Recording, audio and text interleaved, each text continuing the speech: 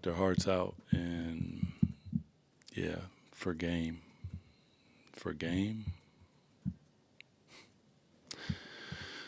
yeah. I don't know, Jason. Anything that I say, I'm going to get fined up here. So I got a lot to say, so I probably shouldn't say nothing.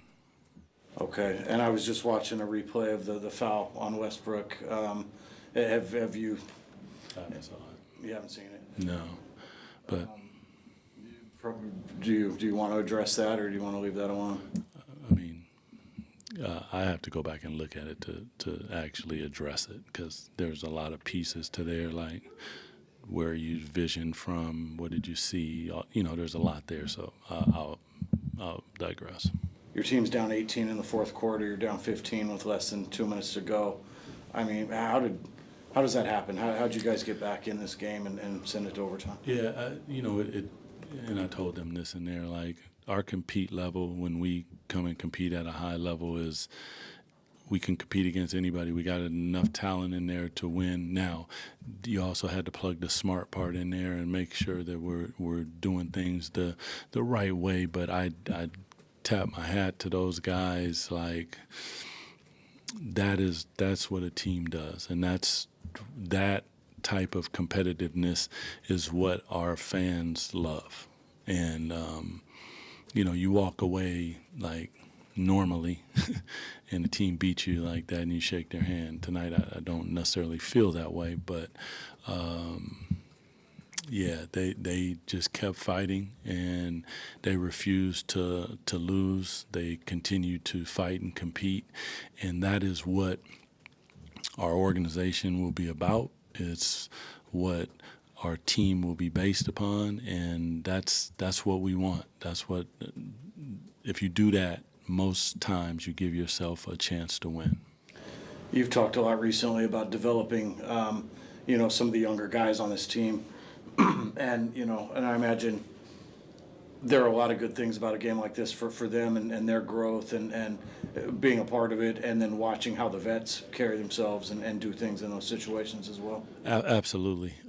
These are, like, as we continue to develop them and grow, there are certain parts that we can tell them, and there are certain parts that they have to experience. The value of the ball, the calmness in the moments, the refusing to give up, the communication, like all those little things that go on in those moments, and us trying to change up certain things defensively, what we run offensively, the simplicity of some of the things that you run offensively in those moments. You might think it's elaborate and all that, but you get the ball to the best players and let them do what they do and make plays, and those guys continue to do that tonight.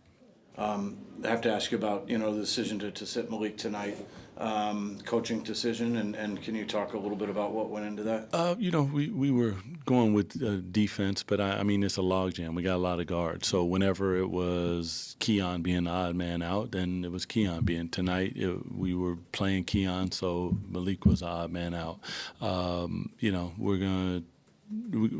We're searching. Like, so far, it has not worked the way that we want it to work. Now, I did say, obviously, we haven't had our full deck, but the point is we're continuing to search, we're continuing to coach, we're continuing to push. We're not stopping anything that we're doing to try to find a way to get ourselves not only wins, but to find that,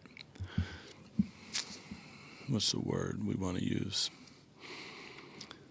To find the ability to say, this is the standard of which we're going to do. We're going to keep on going. And tonight also we started pressure, so we started big. Talked to you about Keegan being in his position. He did, they were small, so he did play just obviously 4 smalls out there. But we want to get him at that 3 position as much as possible. What do you think it looks like going forward in terms of Malik's role and his spot in the rotation? I mean, nothing is permanent. Obviously, we're going to continue on trying to, make it happen. But, you have Keon play well. We give Keon a run and allow him to continue to develop with those guys.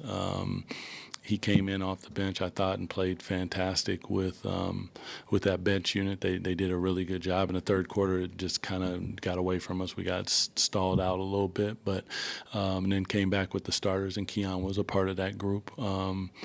I think Precious was the one that was out, and I thought those guys did a great job.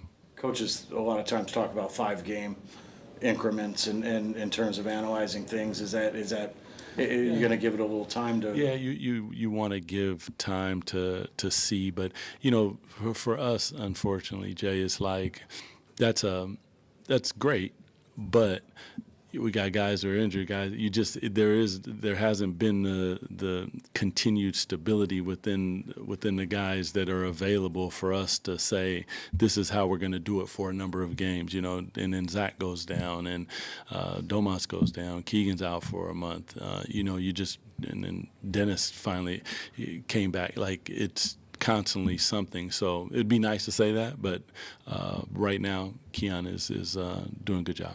Anything else you want to add just about the what you guys did out there and coming back and coming up just a little bit short? I mean, listen, like, this game is not about getting close and all those. That's not what we're here to do. The ride back is not going to be any better because we came back 18 points and whatever in the last 2 minutes and hit a game-winning shot, and then it's taken. Like, no, we are here to compete first and foremost. And the byproduct of that is winning. We did the compete part. We didn't come away with the win. So we still have another step to take. Thank you. Thank you. Appreciate you.